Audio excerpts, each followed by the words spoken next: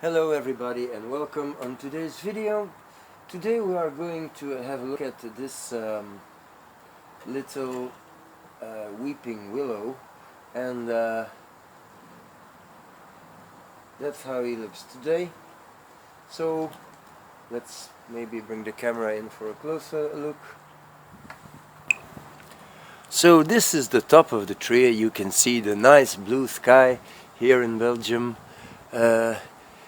Somewhere in the middle of November now, and it's still quite good weather, so most of the trees did not lose their leaves.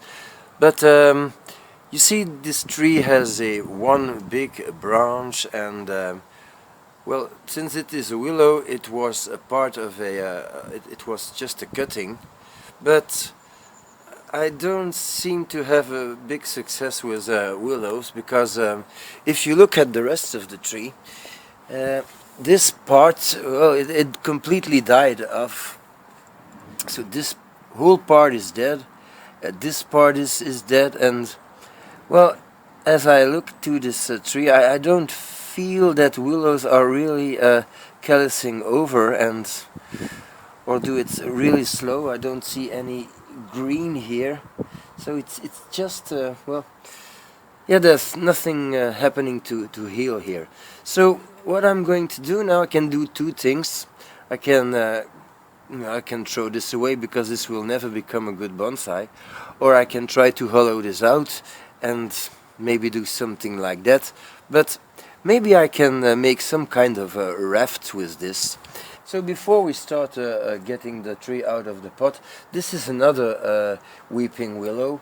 I had exactly the same. I made a big cut. It's all rotted away, and I've been trying to get the tree a little hollowed out, but I'm not really sure how to make a decent bonsai out of this. Maybe I can use this and get rid of this, but again, when I cut here, I think I'm going to lose a whole part of the tree again, and well, I don't know what to do to get me a decent weeping willow. So of course, and that's the final thing I want to show, I try to fuse one, so maybe with only little cuttings it will be better.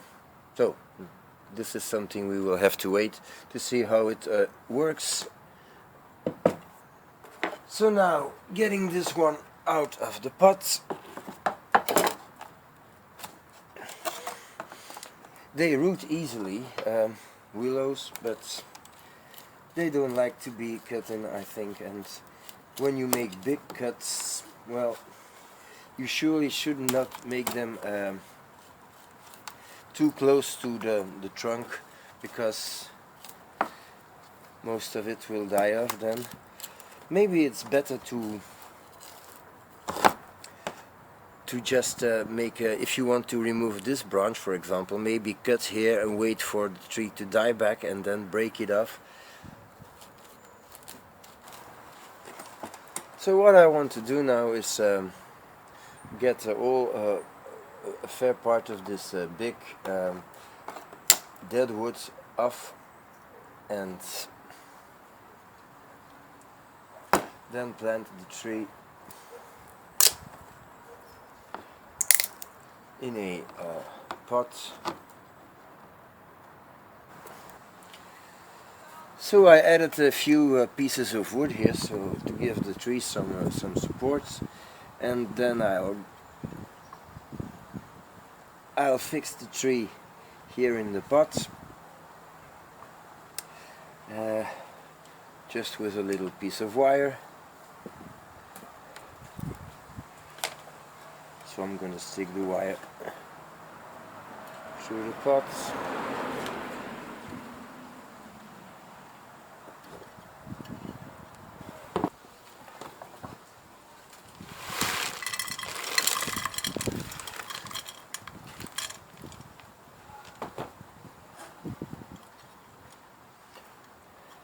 I realized that a lot of people would have just thrown this failed project away.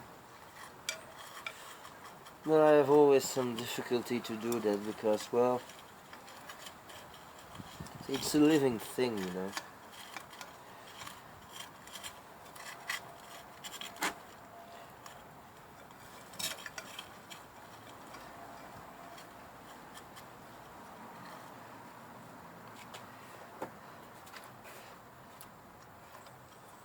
Probably half of this tree will have to go one day.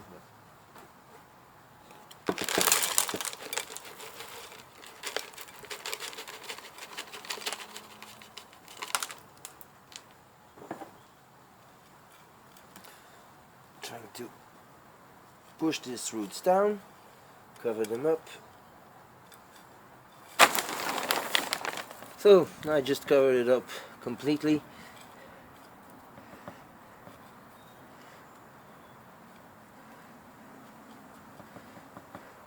First the roots, and we'll see for the rest later. Okay, so now a little wiring. So for the wiring, I don't want to put the wire into the soil because I don't want to get this out of the ground in spring. So I'm just going to do a ridiculous wiring with electrical wire with a fitting. It has the advantage to be well, less cutting in.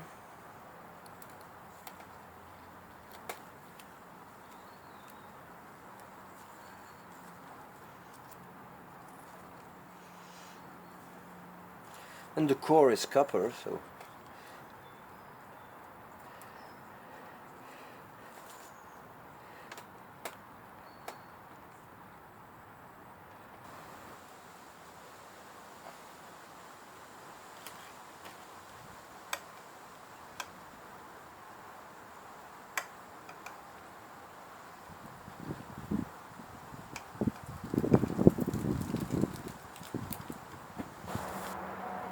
the whole thing is wired now, and I soaked the tree in water, and the water is now escaping from here.